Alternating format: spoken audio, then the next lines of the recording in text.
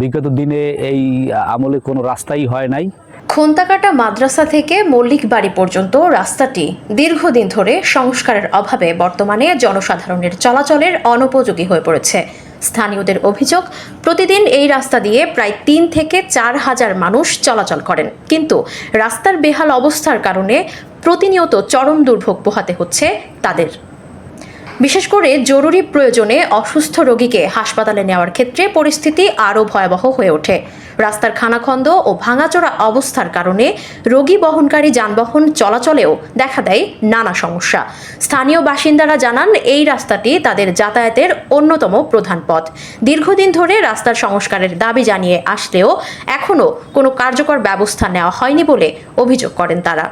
বর্ষা মৌসুমে রাস্তার অবস্থা আরও খারাপ হয়ে যায়। কোথাও তৈরি হয়েছে বড় বড় গর্ত, আবার কোথাও জমে থাকে পানি। জুসকোলা আহমদিয়া দাখিল মাদ্রাসা হতে এই মল্লিক বাড়ি পর্যন্ত রাস্তাটা যাতায়াতের অবস্থা খুবই খারাপ। বিগত দিনে এই আমলে কোনো রাস্তাই হয় নাই।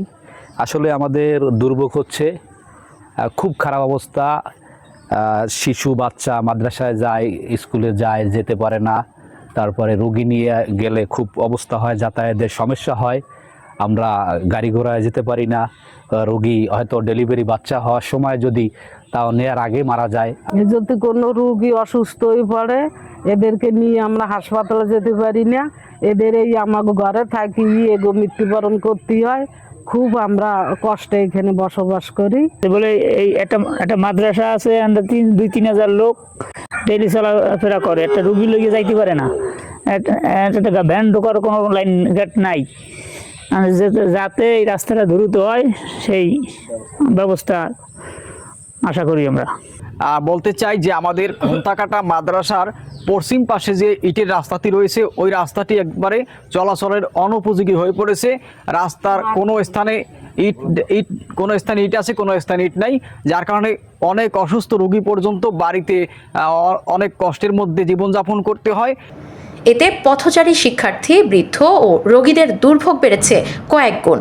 স্থানীয়দের দাবি, জনসাধারণের দুর্ভোগের কথা বিবেচনা করে সংশ্লিষ্ট কর্তৃপক্ষ যেন দ্রুত খোন্তাকাটা মাদ্রাসা থেকে মল্লিক বাড়ি পর্যন্ত রাস্তাটি সংস্কারের উদ্যোগ নেয়।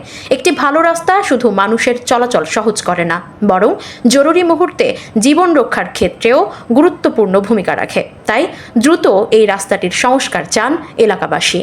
এবং মাদ্রাসায় যে সকল ছাত্রছাত্রীরা পড়ে তাদের চলাফেরায় অনেক কষ্ট হয়ে যায়, এবং সাধারণ মানুষেরা চলাফেরায় অনেক কষ্ট হয়ে যায় যে, এবং পা পিছলে পড়ে যেয়ে অনেক সময় পাও ভেঙে পর্যন্ত যেতে পারে, অনেক ধরনের বিপদের সম্মুখীন হতে হয়। এজন্য আমি বাংলাদেশ সরকারের কাছে এবং আমাদের পিরোজপুর জেলার যে সমস্ত কর্মকর্তারা রয়েছে, সরকারি যারা এই যাতায়াত ব্যবস্থার কাজে নিয়োজিত, আমি অনুরোধ করছি আপনারা অতি দ্রুত আমাদের এই রাস্তার দিকে খেয়াল করবেন, যাতে অতি দ্রুত রাস্তাটির মেরামত করা হয়, যাতে আমরা সুখে শান্তিতে চলাফেরা করতে পারি।